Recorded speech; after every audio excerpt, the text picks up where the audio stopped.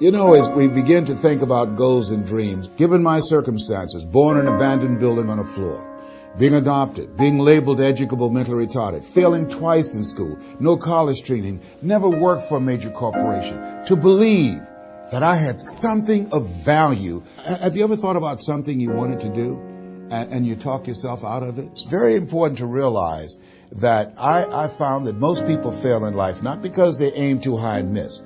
Most people fail in life because they did just like I did for so many years. They aimed too low and hit. They didn't believe in themselves. So I want you right now to revisit and look at your goals and dreams, and let's raise the bar.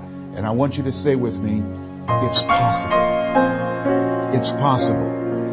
It's possible. I can do this. I can make this happen. No matter how bad it is or how bad it gets, I'm going to make it. It's possible. Yes, your dream is possible. Say that to yourself every day. Feed your mind with words that you write and words that you hear and words that you speak to yourself. Feed your faith and your doubts will starve to death. Say to yourself, it's possible. It's possible.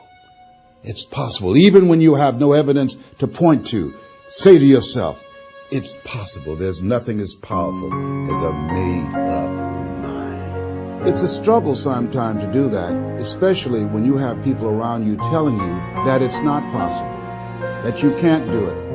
And they're constantly pointing out your failures of the past, constantly reminding you of all of the things that you don't have going for you. I'm reminded of the story of the two little boys that were playing on some ice during the winter. And as they got further out on this ice, one fell through the thin ice. And so the little fellow that was still on top of the ice, he was trying to save his little buddy. And he couldn't reach him. He was trying to pull him. He could see him through the thin ice as he got further away from him, struggling. And he couldn't reach him, and he was trying to break the ice, and he couldn't do it. And he looked around, and he saw a tree in the distance, and he ran, and then he got up on the tree, and he pulled and broke down an enormous-sized branch, and came back and savagely began to beat that ice, and broke it, and miraculously, he saved his friend.